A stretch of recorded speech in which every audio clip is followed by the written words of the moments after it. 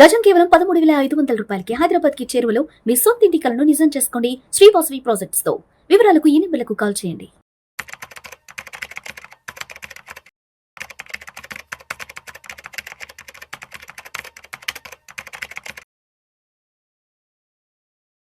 రామచంద్రమూర్తి గారు నమస్తే సార్. నమస్తే విష్ణు గారు. Welcome to Vishnu talks. Thank you sir. So Ramachandramurthy గారు, బంగారం వెండి ధరలు సైలెంట్ గా పెరిగిపోతున్నాయి సార్. ఈ మధ్య కాలంలో అంటే దీపావళి తర్వాత బంగారం కాస్త తగ్గింది, ఒక నెల రోజుల పాటు కొంత తగ్గింది ఏమో అనిపించింది.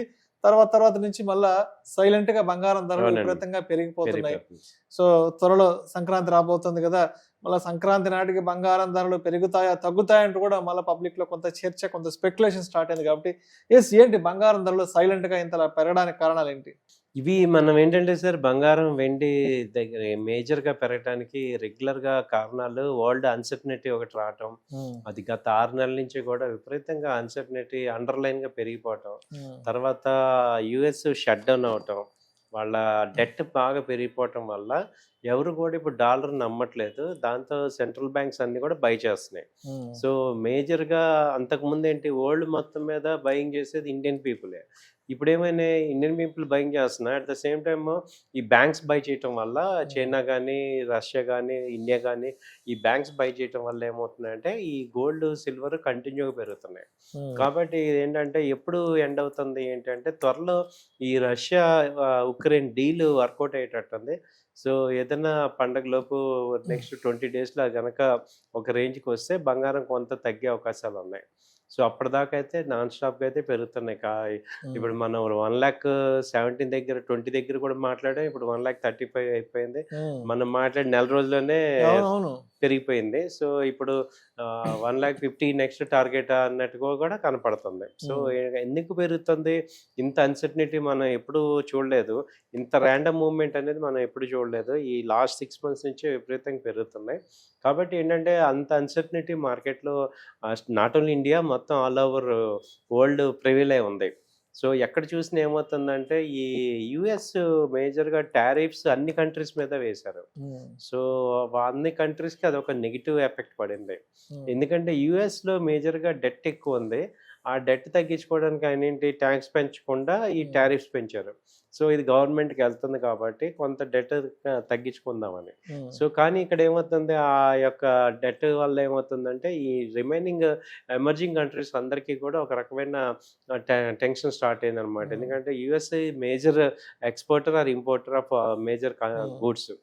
కాబట్టి యుఎస్ ట్రిలియన్ $30 trillion ఎకానమీ అది. కాబట్టి ఏంటంటే అన్ని రిమైనింగ్ కంట్రీస్ డైరెక్ట్గా ఆర్ ఇండైరెక్ట్గా అక్కడ డిపెండ్ అయినాయి. సో మన దేశం కూడా దాదాపు $1 trillion, దాదాపు $87 billion ట్రేడ్ మూవ్మెంట్ ఉంది మనకి వాళ్ళకి. ఎక్కువ అది ఎఫెక్ట్ అవటం అనేది గోల్డ్ సిల్వర్ మీద బాగా పడుతున్నాయి. ఆ తర్వాత ఏంటంటే రష్యా ఆయిల్ కొనొద్దని చెప్పేసి అదొక ఇండియా మీద స్ట్రగుల్ చేయటం, ఇవన్నీ కూడా మనకి ఇంటర్నల్గా ఈ గోల్డ్ సిల్వర్ మీద ఆల్టర్నేట్ అసెట్స్ ఎక్కువ డిపెండ్ అవుతున్నారు.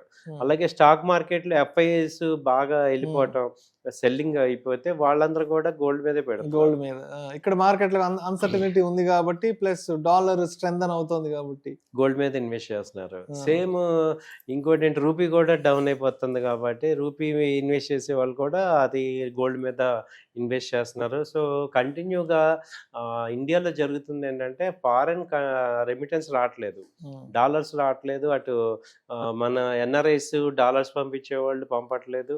అలాగే ఇక్కడ ఇన్వెస్ట్మెంట్స్ ఆగిపోయినాయి.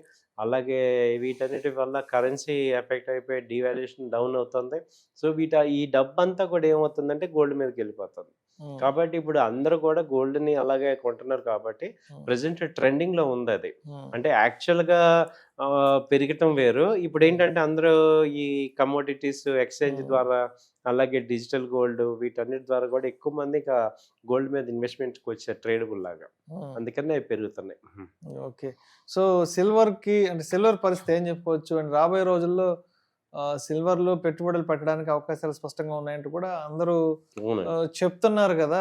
సో ఏంటి ఇంకా సిల్వర్ ఎక్స్పెక్టేషన్స్ అసలు ఎంతవరకు చూడబోతాం? ఇంకా అసలు అంటే ఇండస్ట్రియల్ కన్సంప్షన్ ఎక్కువ అయిపోయింది కాబట్టి సిల్వర్ని ఇంకా ఎంత దూరం చూడొచ్చు అంటారు నెక్స్ట్ 2 to 3 years లో?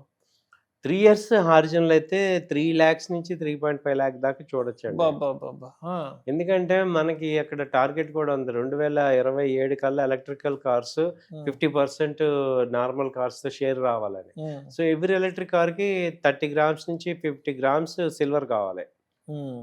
అలాగే ఎవ్రీ చిప్ మ్యానుఫ్యాక్చర్ అవ్వాలంటే 10 గ్రామ్స్ సిల్వర్ కావాలి. హ్మ్. సో, ఎలక్ట్రికల్ చిప్స్ లేకుండా ఇవాళ ఏ పని అవ్వదు. హ్మ్. కాబట్టి అలాగే సోలార్ ప్యానెల్ రావాలన్నా 50 గ్రామ్స్ సిల్వర్ హ్మ్. దాంట్లో ఈ ఉండాలి. 5G, 6G దానికి సంబంధించిన దాంట్లో సో, దాన్ని బట్టి ఇప్పుడేంటంటే న్యూ సెక్టార్స్ సిల్వర్ మీద బేసే ఉన్నాయి. సో, సిల్వర్‌కి ఆల్టర్‌నేట్ లేదు. హ్మ్.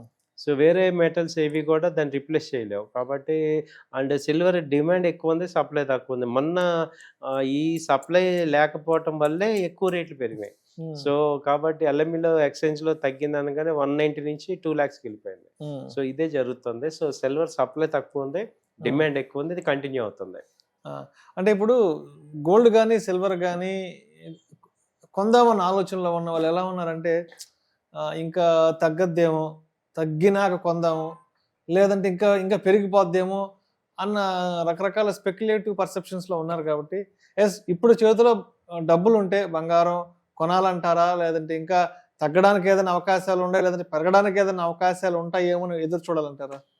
యాక్చువల్‌గా ఏంటంటే ఇది కొంచెం ఒక రకంగా మాక్సిమం రేట్స్ అయితే వచ్చాయి.